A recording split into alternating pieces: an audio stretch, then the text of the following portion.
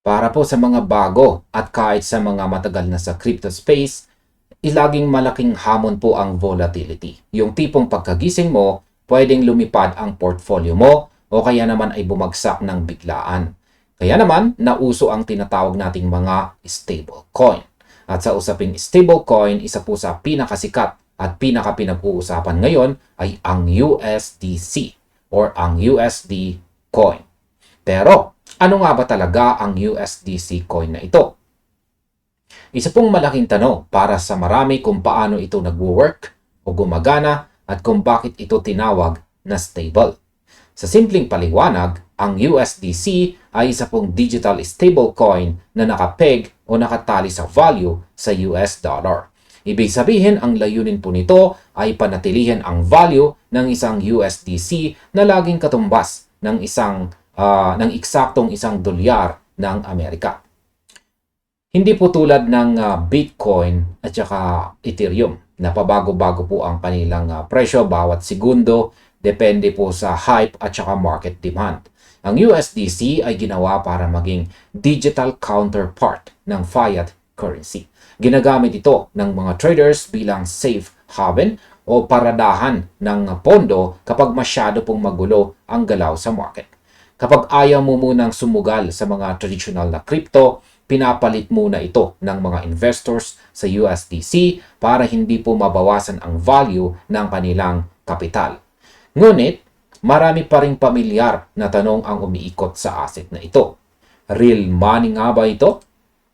Sino ba talaga ang mga tao sa likod nito? At higit po sa lahat, maaari ka bang magtiwala rito ng buong buo nang hindi natatakot na mawala ang iyong pinaghirapang pondo? Kaya pag-uusapan po natin ang lahat ng iyan gamit ang mga pinakahuling on-chain data at saka impormasyon.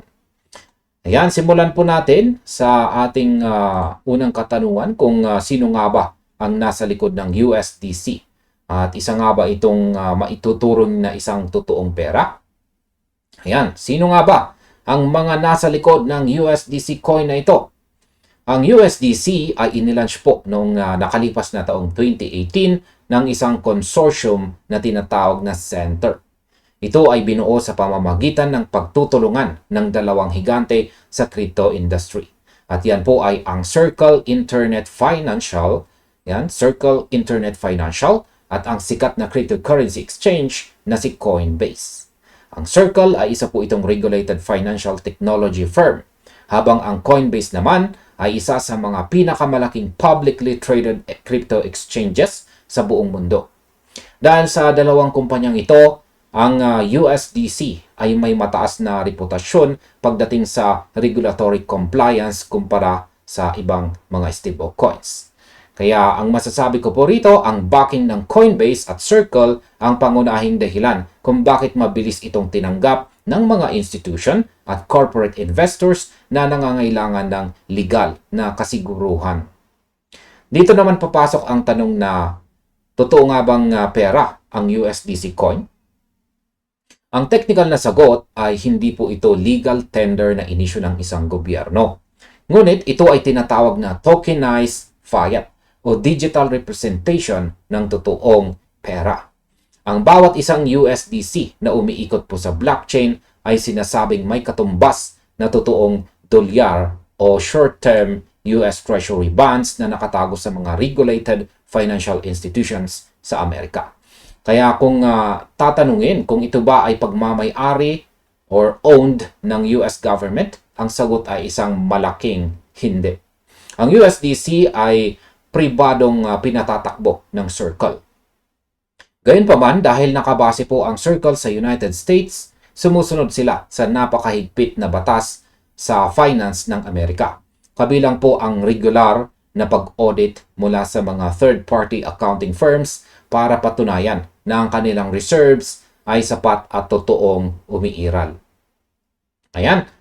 Ngayon ay pag-usapan naman po natin ang tungkol sa trust, rewards, at paano nga ba kumita ng pera. Ayan. Maaring mo nga bang pagkatiwalaan ang USDC? Pagdating sa tiwala sa mundo ng crypto, walang 100% po na kasiguruhan.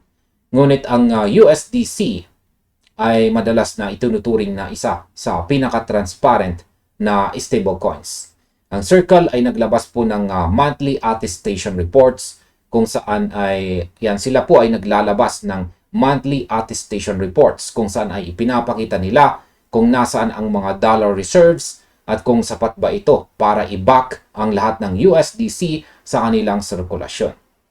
Ngunit, paano nga ba kumikita ng pera or paano sila nag-generate ng income, ang USDC coin para sa mga nag-ooperate nito?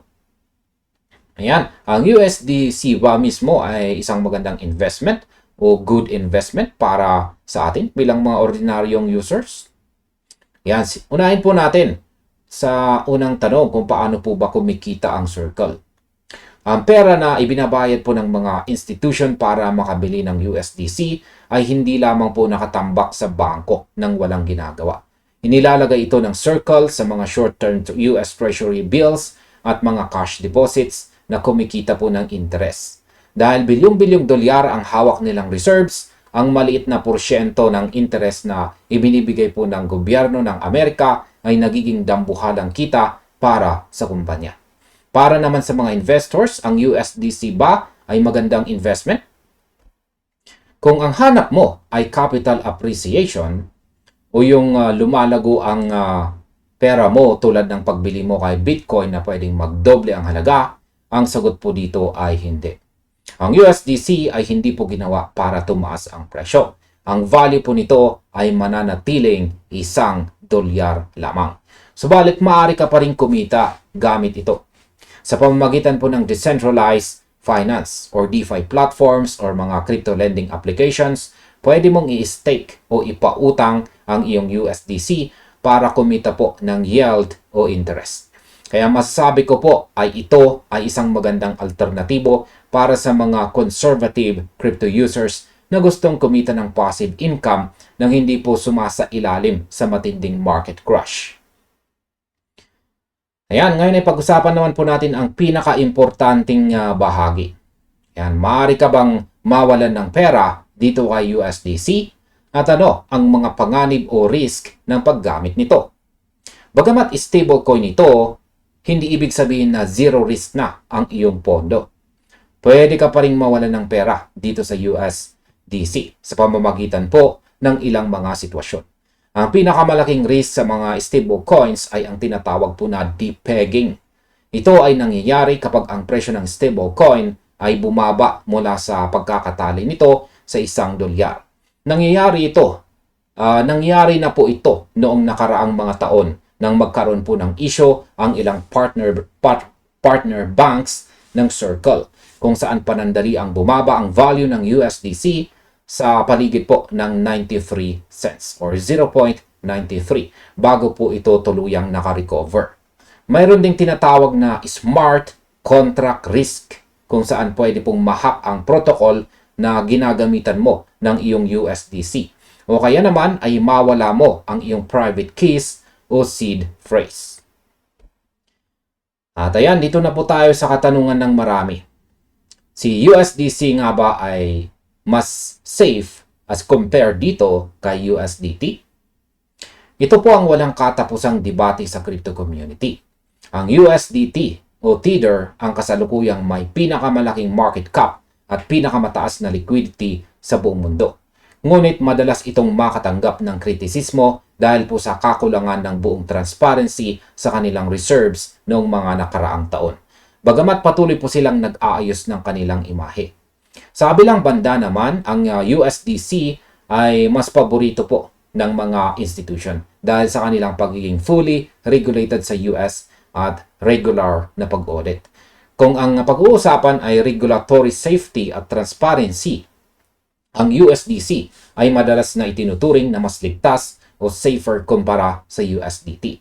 Ngunit kung liquidity at malawak na pagtanggap sa iba't ibang mga exchanges ang pag-uusapan, napakalakas pa rin ng kapit ng USDT sa market. At ayan, sa kabuuan, ang USDC coin ay nananatiling isa po sa mga pinakamatatag na haligi ng digital asset ecosystem hanggang ngayon. Hindi ito mahiwagang instrumento na magpapayaman sa atin sa loob lamang ng isang gabi, kundi isang tool po ito sa security, madaling transaction at pangangalaga ng ating kapital laban sa matinding galaw ng market. Ngayon, sino nga bang nasa likod nito? Yan po ay ang Circle at Coinbase na sumusunod sa mga regulation. Real money ba ito? Ito po ay digital dollar na may totoong backings sa bangko, ngunit hindi po inisyo ng gobyerno. May risk ba? Oo, tulad ng depegging at smart contract vulnerabilities, kaya palaging tandaan na walang anumang bagay sa crypto ang walang panganib.